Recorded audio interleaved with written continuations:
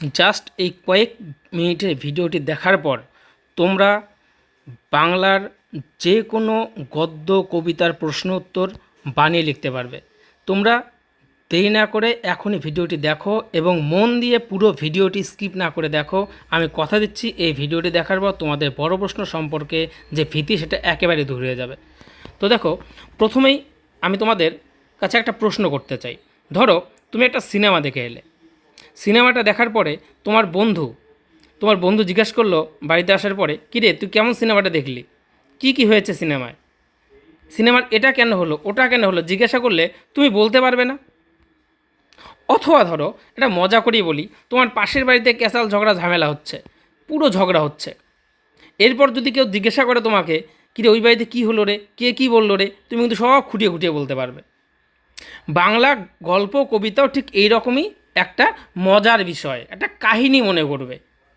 কখনোই শেখার কাঠিন্যে যাবেন না, তুমি মনে করবে যে ওটা একটা কাহিনী, জাস্ট গল্পের মতো, গল্পের মতোই। তো দেখো কি করবে, আমি তোমাদের এখন টু দ্য পয়েন্ট বলছি, মন দিয়ে শোনো। এবার আসল কথায় চলে আসা যাক। তোমরা ধরো কোনো একটা গল্পের ক্ষেত্রে কি করবে,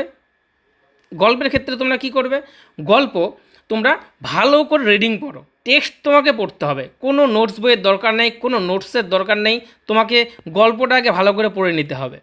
পড়ে নিয়ে গল্পের বিষয়টা তুমি তোমার মতো করে একটা ধারণা নিয়ে নাও। আর কি করবে, আর সেই গল্প থেকে 6 থেকে 7টা ইম্পর্টেন্ট গুরুত্বপূর্ণ কোটেশন ভালো করে মুখস্থ করো, 1 লাইন 1.5 লাইনের কোটেশন মুখস্থ করো। তাহলে গল্পটা ভালো করে পড়লে, আর কি করলে 6-7টা কোটেশন মুখস্থ করলে, ব্যাস তোমার কাজ হয়ে গেল। কেন হয়ে গেল? কারণ এখন যে প্রশ্নই আসুক, পরীক্ষায় যে প্রশ্নই আসুক, তুমি সেই প্রশ্নর শুরুটা আর শেষটা, প্রশ্নের প্রশ্নের প্রশ্ন অনুযায়ী উত্তরটা লিখবে, শুরুটা প্রশ্ন অনুযায়ী লিখবে, শেষটা প্রশ্ন অনুযায়ী সুন্দর করে উত্তরটা লিখবে। আর মাঝখানে তুমি গল্পটা সম্পর্কে যা বুঝেছো, উত্তরটার যা বুঝতে পেরেছো, গল্পটা তুমি তো জানো, গল্পটা সম্পর্কে তোমার ধারণা আছে, তুমি প্রশ্ন অনুযায়ী যেটা বুঝেছো সেটাই তুমি লেখো। আর সে লেখার এই পুরো প্রসেসটার মাঝখানে, লেখার মাঝখানে এই কোটেশনগুলো থেকে প্রাসঙ্গিক 2 থেকে 3টা কোটেশন দিয়ে দাও, ব্যাস। উত্তর শিক্ষকরা সবসময় সহজ সরল উত্তরই পছন্দ করে। ভাষার কাঠিন্য দিলে শিক্ষকরা মনে করে তুমি কোনো নোটস বই বা কোনো নোটস পড়েছো।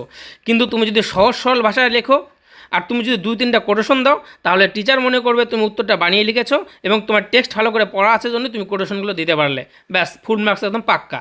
কি 3-এর প্রশ্ন, কি 5-এর প্রশ্ন, কি 2-এর প্রশ্ন, এইভাবে তোমরা রেডি করো। গল্পের ক্ষেত্রেও তাই, কবিতার ক্ষেত্রে কবিতার বিষয়বস্তুটা তুমি তোমার নিজের মতো করে সহজ করে গল্পের আকারে বানিয়ে নাও। বানিয়ে নিয়ে তুমি এইভাবে প্র্যাকটিস করতে থাকো, একদিনে হবে না, তুমি সপ্তাহে 1-2 করে প্রশ্ন উত্তর লেখা প্র্যাকটিস করো। প্রশ্নবিদ্যার প্রশ্নগুলো দেখো, দেখে উত্তরগুলো নিজে নিজে মনে মনে রপ্ত করো, মাঝে মাঝে 2-1টা লিখে ফেলো।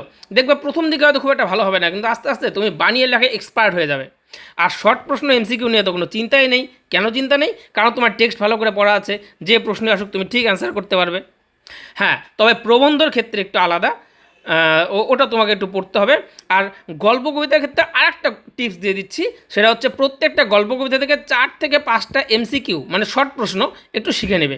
ধরো মূল গ্রন্থের নাম কি, বা সেই লেখকের জন্মমৃত্যু সাল কী, বা কয়েকটি শব্দের অর্থ, বা কোনো একটা গল্পের একটা আছে ওটা সম্পর্কে তোমাকে লিখতে হবে, টিকা লিখতে হবে, ওগুলো একটু শিখতে হবে, কারণ ওগুলো টেক্সটের মধ্যে থাকে না। কিন্তু 90% প্রশ্নের উত্তর তুমি টেক্সটের মধ্য থেকেই পাবে, গল্পটা ভালো করে পড়লেই পাবে।